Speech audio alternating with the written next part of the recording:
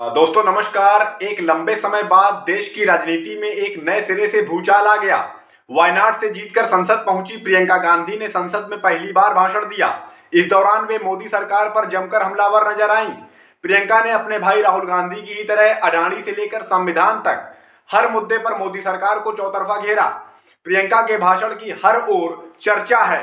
भाई राहुल गांधी ने इस भाषण को अद्भुत कह दिया और अपने पहले भाषण से भी ज्यादा अच्छा बताया।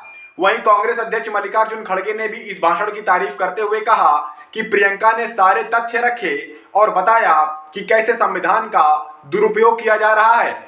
भरी संसद में प्रियंका गांधी ने इशारों में ईवीएम पर भी हमला बोला, बैलेट से चुनाव कराने की चुनौती तक दे डाली। साथ ही 1975 में कांग्रेस सरकार द्वारा लगाई गई इमरजेंसी को खुद की गलती भी स्वीकार कर लिया।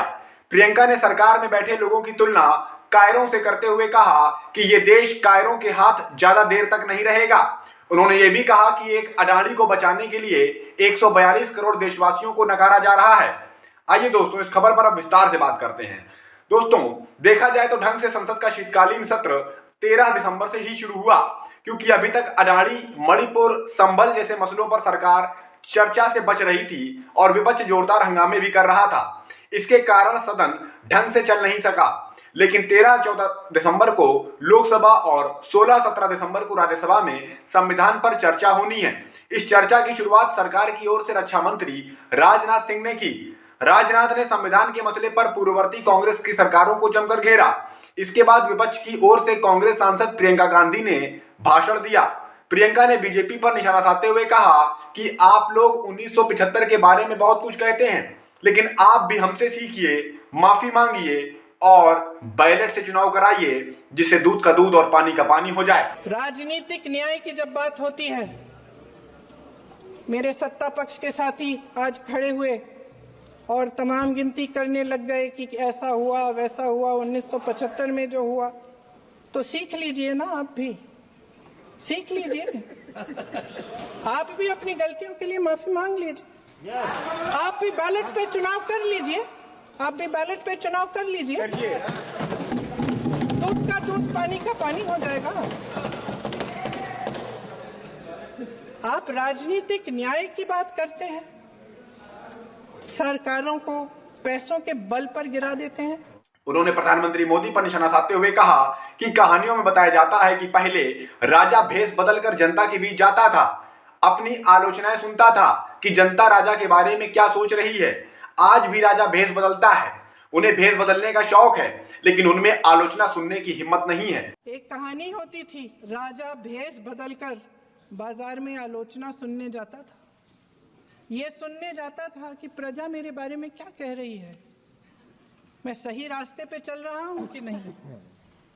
लेकिन आज का राजा, भेष तो बदलते हैं आज के राजा, शौक तो है उनको भेष बदलने का, लेकिन न जनता के बीच जाने की हिम्मत है और ना आलोचना सुनने की। पूरी देश की जनता जानती है कि इनका हंसती है, जानती है कि इनके यहाँ तो वॉशिंग मशीन है।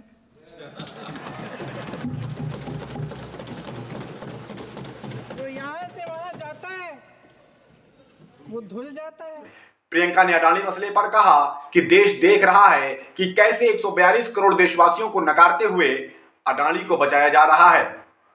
उन्होंने ये भी कहा कि देश कायरों के हाथ ज्यादा देर तक नहीं रहेगा। ये देश उठेगा, लड़ेगा और सत्य मांगेगा। ये देश भय से नहीं चल सकता, ये देश साहस से ही चलेगा। भय की भी सीमा होती है, और जब वो सीमा पार हो जाती है, जब किसी को इतना दबाया जाता है कि उसको लगने लगता है कि अब मुझे, मेरे पास खोने के लिए कुछ नहीं है, तब उसमें एक ऐसी शक्ति पैदा होती है जिसके सामने कोई कायर खड़ा नहीं हो सकता। ये देश कायरों के हाथों में ज्यादा देर तक कभी नहीं रहा है। देश देख रहा है कि एक व्यक्ति को बचाने के लिए 142 करोड़ देश की जनता को नकारा जा रहा है। सारे बिजनेस, सारे संसाधन, सारी दौलत, सारे मौके एक ही व्यक्ति को सौंपे जा रहे हैं। दोस्तों, देखा जाए तो प्रियंका गांधी ने लगभग हर मसले पर सरकार को जमकर घेरा। उनके भाषण पर राहुल खड़गे ने क्या कुछ कहा, आइए सुन लीजिए। स्पीच दी और सरकार को घेरा है पूरी तरीके से। सर कैसे देखते हैं sir? Excellent speech, very good.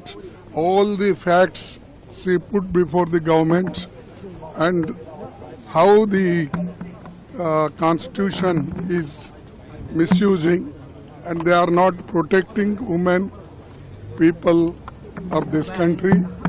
That he completely spoke and we are very happy about her performance. Wonderful speech. Better than my maiden speech. Let's put it like that. जैसा कि कहा ही जा रहा था कि प्रियंका गांधी के संसद में आने से विपक्ष अब कहीं और ज्यादा ताकतवर हो चुका है। आज ये दिखने को भी मिल गया। सरकार की हालत ऐसी हो गई है कि आज प्रियंका के भाषण पर उसे जवाब देते नहीं बना। ना उसके पास अडानी मसले पर कोई जवाब था, ना ही ईवीएम पर और ना ही जातिगत जनगणना पर। आने वाले समय में देश की राजनीति में और भी बड़े परिवर्तन देखने को मिल सकते हैं। नमस्कार।